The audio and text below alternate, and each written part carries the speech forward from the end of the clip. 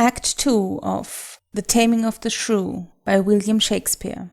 Scene 1. Padua. A room in Baptista's house. Enter Katharina and Bianca. Good sister, wrong me not, nor wrong yourself to make a bondmaid and a slave of me. That I disdain, but for these other gods, unbind my hands, I'll pull them off myself. Yea, all my raiment, to my petticoat, or what you will command me, will I do, so well I know my duty to my elders. Of all thy suitors here, I charge thee tell whom thou lovest best. See thou dissemble not. Believe me, sister, of all the men alive, I never yet beheld that special face, which I could fancy more than any other. Minion, thou liest. Is it not Hortensio?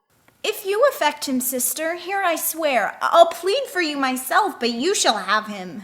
Oh, then belike you fancy riches more. You will have Gremio to keep you fair. Is it for him you do envy me so?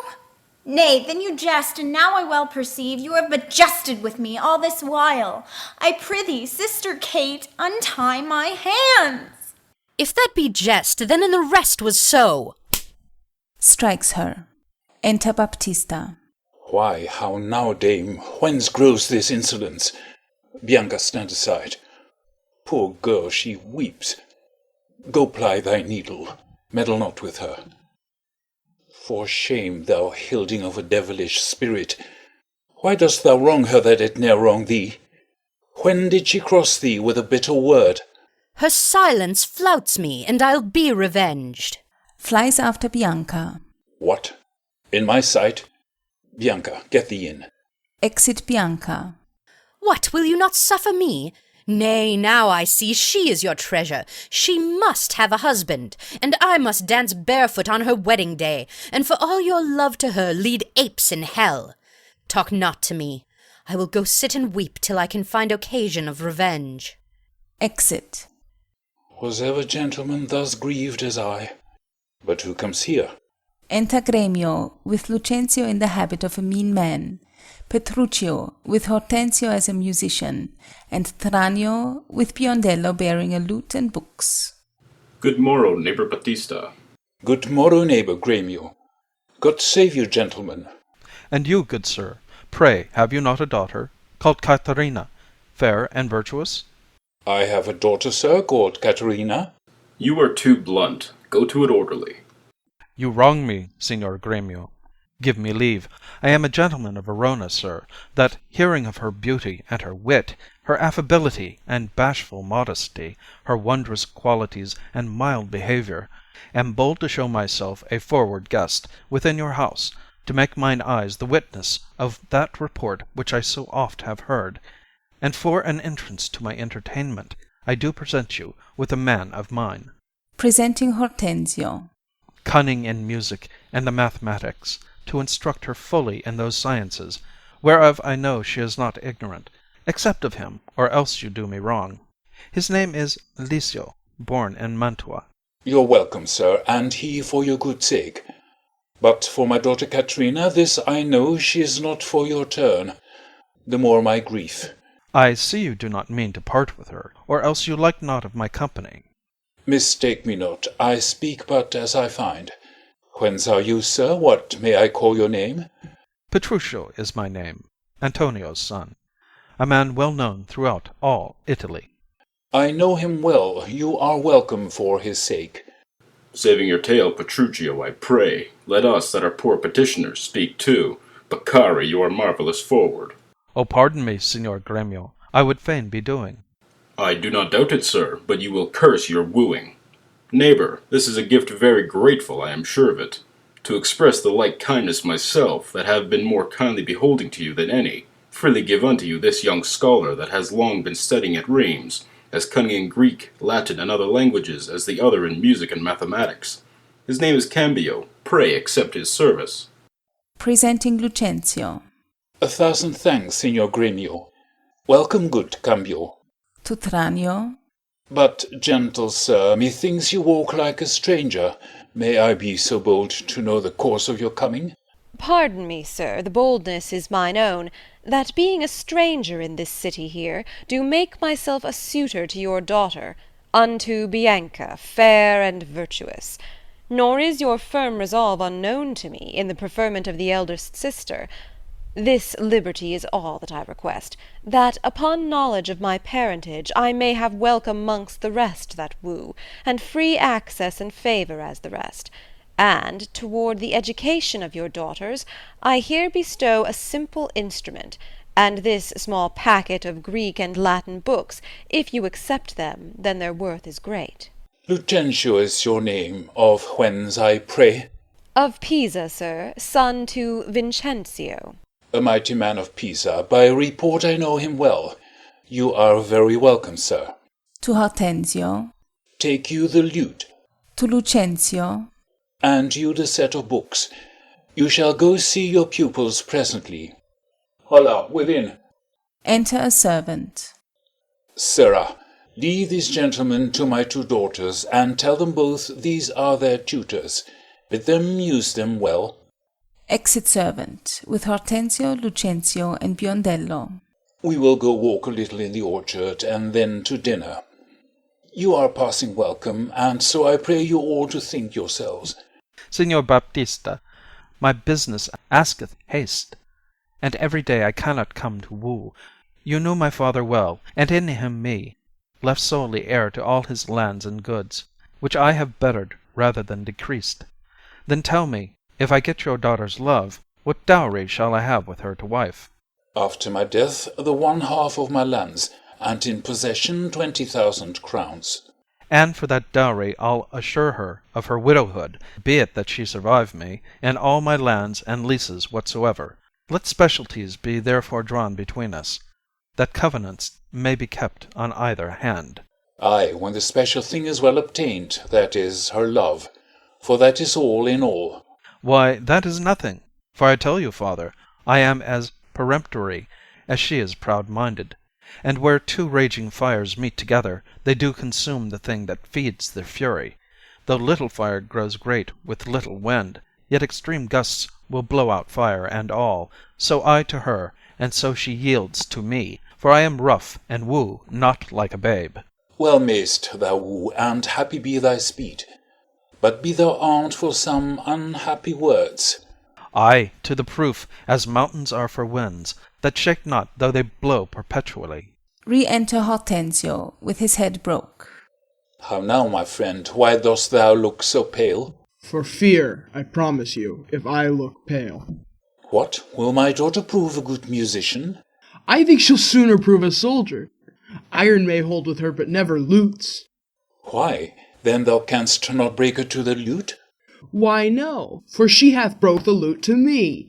I did but tell her she mistook her frets, and bowed her hand to teach her fingering, when, with the most impatient devilish spirit, "Frets you call these?" quoth she, "I'll fume with them." And with that word she struck me on the head, and through the instrument my pate made way, and there I stood amazed for a while, as on a pillory, looking through the lute, while she did call me rascal fiddler and twangling jack, with 20 such vile terms, as she has studied to misuse me so. Now, by the world, it is a lusty wench. I love her 10 times more than e'er I did. Oh, how I long to have some chat with her. Baptista, to Hortensio. Well, go with me, and be not so discomfited. Proceed and practice with my younger daughter. She's apt to learn, and thankful for good turns. Signor Petruchio, will you go with us, or shall I send my daughter Kate to you? I pray you do. I will attend her here. Exeunt Baptista, Gremio, Tranio, and Hortensio. And woo her with some spirit when she comes. Say that she rail. Why, then I'll tell her plain she sings as sweetly as a nightingale. Say that she frown. I'll say she looks as clear as morning roses newly washed with dew. Say she be mute, and will not speak a word. Then I'll commend her volubility, and say she uttereth piercing eloquence. If she do bid me pack, I'll give her thanks, as though she bid me stay by her a week. If she deny to wed, I'll crave the day, when I shall ask the banns, and when be married. But here she comes. And now, Petruchio, speak. Enter Katharina. Good morrow, Kate, for that's your name, I hear. Well have you heard, but something hard of hearing. They call me Katherine that do talk of me. You lie, in faith, for you are called plain Kate, and bonny Kate, and sometimes Kate the cursed, but Kate, the prettiest Kate in Christendom, Kate of my Kate Hall, my super dainty Kate, for dainties are all Kates, and therefore Kate, take this of me, Kate of my consolation, hearing thy mildness praised in every town, thy virtues spoke of, and thy beauty sounded, yet not so deeply as to thee belongs, myself am moved to woo thee for my wife. Moved in good time. Let him that moved you hither remove you hence.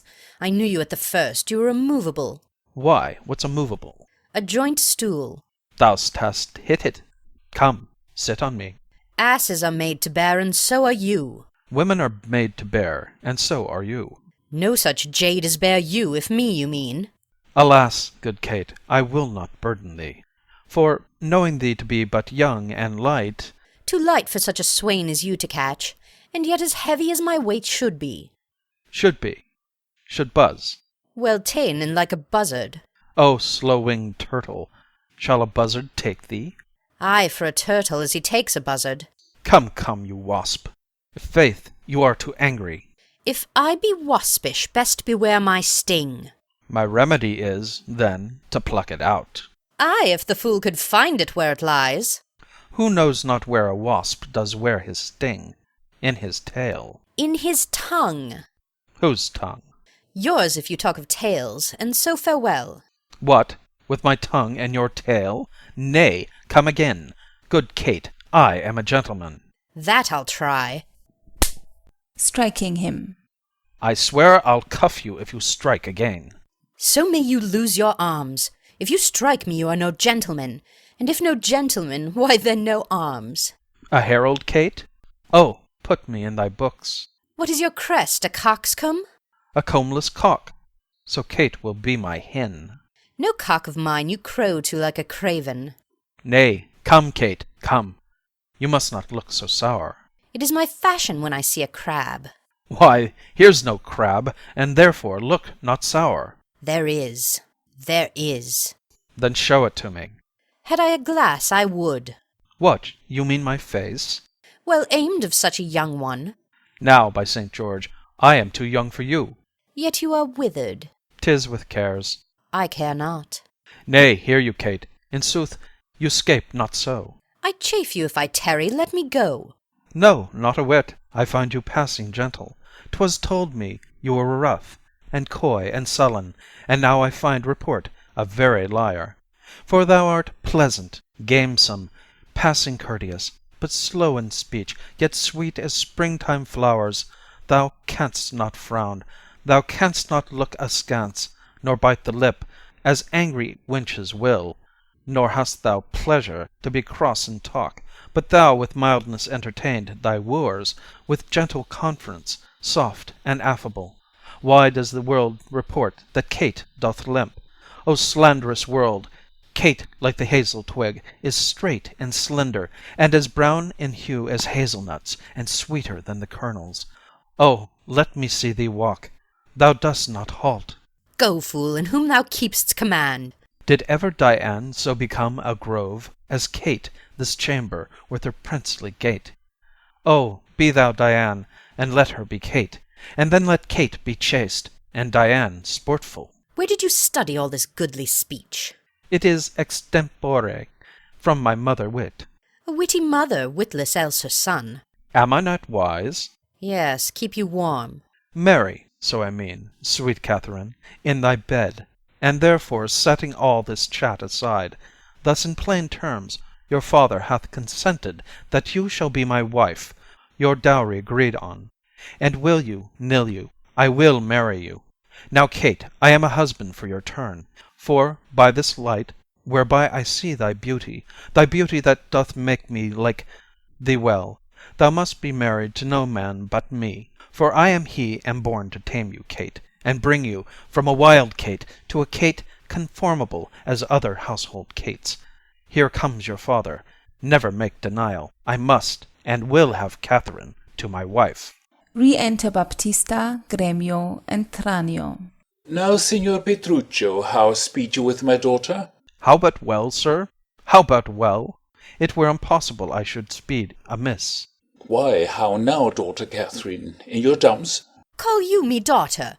Now I promise you have showed a tender fatherly regard to wish me wed to one half-lunatic, a madcap ruffian, and a swearing jack, that thinks with oaths to face the matter out. Father, 'tis thus. Yourself and all the world that talked of her have talked amiss of her. If she be cursed, it is for policy, for she's not froward, but modest as the dove. She is not hot, but temperate as the morn. For patience she will prove a second Grisel, and Roman Lucrece for her chastity. And to conclude, we have agreed so well together that upon Sunday is the wedding day.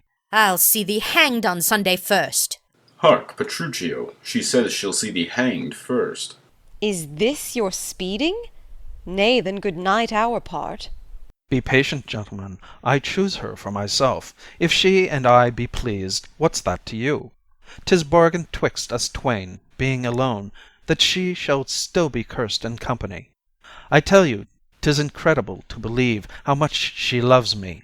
Oh, the kindest Kate, she hung about my neck, and kiss on kiss she vied so fast, protesting oath on oath, that in a twink she won me to her love. Oh, you are novices, 'tis a world to see, how tame, when men and women are alone, a meacock wretch can make the cursedest shrew.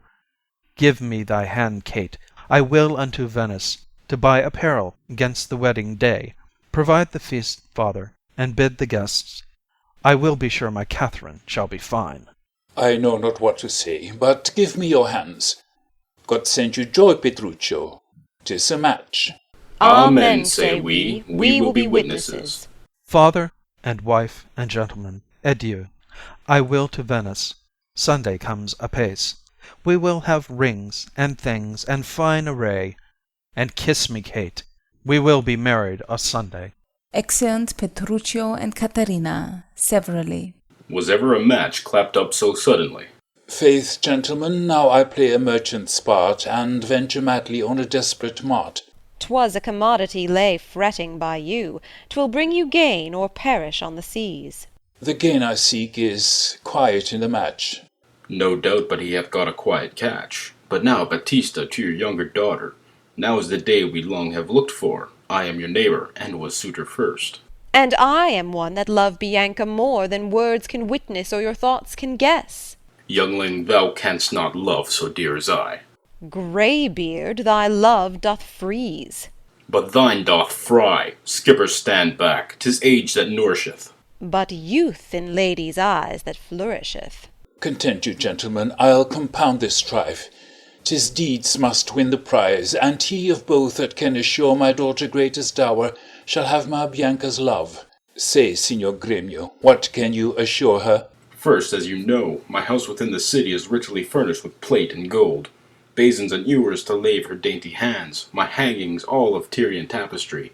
In ivory coffers I have stuffed my crowns, in Cyprus chests my arras counterpoints, costly apparel, tents and canopies, fine linens, Turkey cushions bossed with pearl, valance of Venice gold and needlework, pewter and brass, and all things that belong to house or housekeeping. Then at my farm I have 600 milk kine to the pail, 60 fat oxen standing in my stalls, and all things answerable to this portion. Myself am stuck in years, I must confess, and if I die tomorrow, this is hers. If whilst I live, she will be only mine. That only came well in. Sir, list to me. I am my father's heir and only son. If I may have your daughter to my wife, I'll leave her houses 3 or 4 as good within rich Pisa's walls as any one old Signor Gremio has in Padua. Besides 2,000 ducats by the year of fruitful land, all which shall be her jointure. What, have I pinched you, Signor Gremio? 2,000 ducats by year of land. My land amounts not to so much in all that she shall have, besides an argosy that now lies in Marseilles road. What, have I choked you with an argosy? Gremio, 'tis known my father hath no less than 3 great argosies, besides 2 galleasses and 12 tight galleys. These I will assure her, and twice as much, whate'er thou offerest next. Nay, I have offered all, I have no more. and she can have no more than all I have. If you like me, she shall have me and mine. Why, then, the maid is mine from all the world by your firm promise. Gremio is outvied. I must confess your offer is the best, and let your father make her the assurance. She is your own, else you must pardon me. If you should die before him, where's her dower? That's but a cavil. He is old, I young. And may not young men die as well as old? Well, gentlemen, I am thus resolved. On Sunday next, you know, my daughter Katherine is to be married. Now, on the Sunday following shall Bianca be bride to you, if you make this assurance, if not to Signor Gremio. And so I take my leave, and thank you both. Adieu, good neighbour. Exit Baptista. Now I fear thee not, sirrah, young gamester. Your father were a fool to give thee all, and in his waning age set foot under thy table. Tut, a toy! An old Italian fox is not so kind, my boy. Exit. A vengeance on your crafty withered hide. Yet I have faced it with a card of 10. 'Tis in my head to do my master good. I see no reason but supposed Lucentio must get a father, called supposed Vincentio. And that's a wonder. Fathers commonly do get their children. But in this case of wooing, a child shall get a sire, if I fail not of my cunning.